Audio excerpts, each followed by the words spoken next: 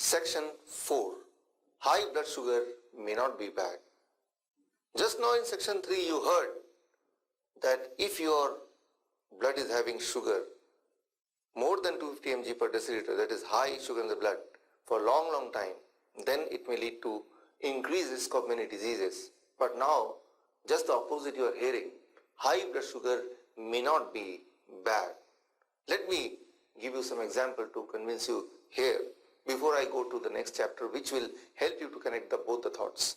On one hand, I am saying high blood sugar can lead to heart disease. On the other hand, I am saying high blood sugar may not be bad. So I don't want to confuse you, but it is something really interesting and something you really have to understand. Only then you can manage the diabetes, only then you can come out of this diabetes, only then you can free yourself of the drugs and insulin related to diabetes if you are already taking it. Let me give you one example. The Vietnam War. The dead soldiers, those who were less than 20 years of age, their autopsy report, the dead soldiers of the Vietnam War, the soldiers who were less than 20 years of age, their autopsy report shown number of blockages in the heart. And what I mean to say here is, before the age of 20, if you do the scanning or angiography, there is a possibility of finding number of blockages in the heart. So, but we've been hearing that blockages are bad for your heart, for your body, that may lead to heart attack. But not if it is when the age is before 20.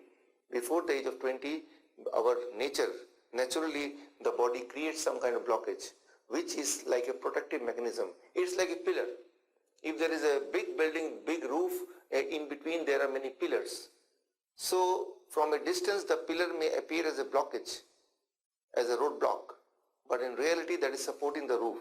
Similarly, when the child is growing, in their arteries there are many pillars which may appear to a doctor as a blockage.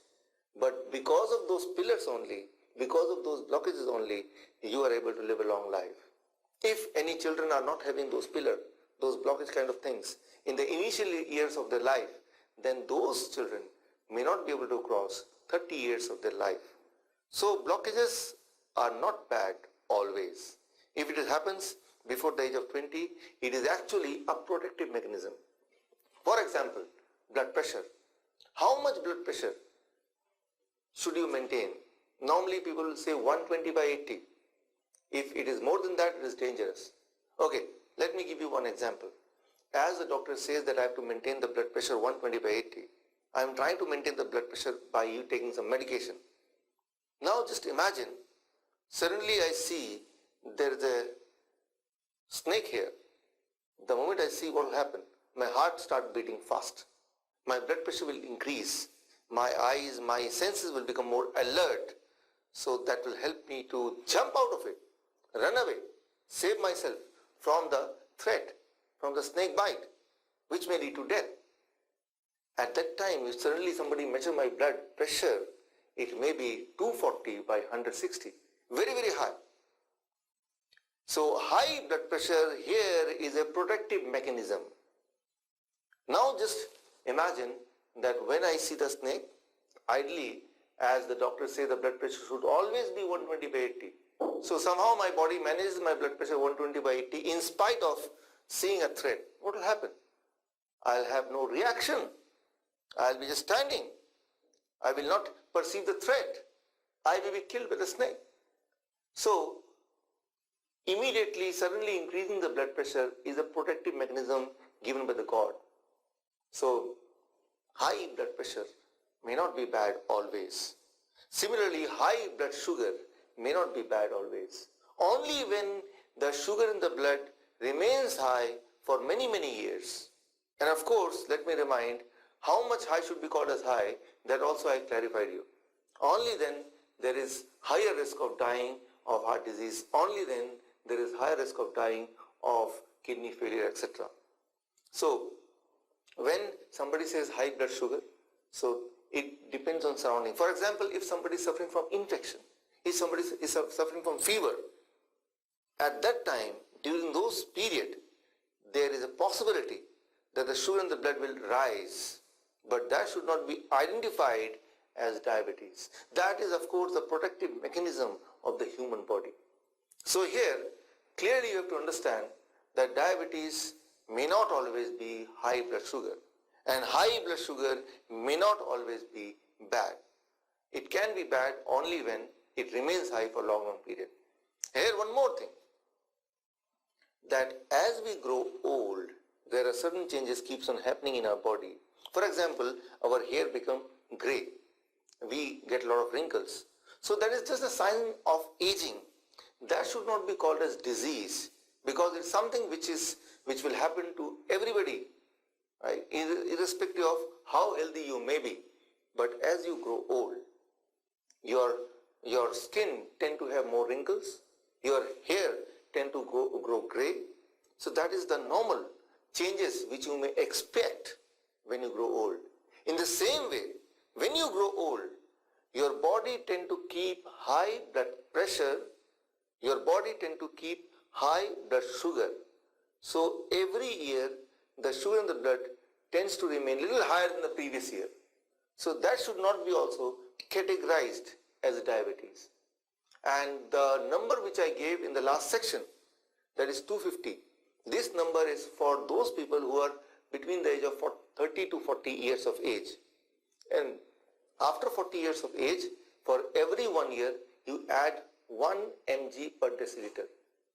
This means, say, a person with 50 years old, for him, the threshold for diabetes, we can say, not 250, it can be 260 mg per deciliter. This means a 50-year-old man, if he is able to maintain a blood sugar less than 260 mg per deciliter, he is not a diabetes patient. So what I mean to say in this section, that high blood sugar may not be bad, because depending on the surrounding, as in the case of blood pressure, the body decides how much sugar should be there in the blood depending on the surrounding. For example, if I ask you a simple question, what is the safe driving speed in your city? Let's say you say 60 km per hour. Okay, I set my car in such a way that the moment I start it, it will run 60 km per hour. Neither less, neither more.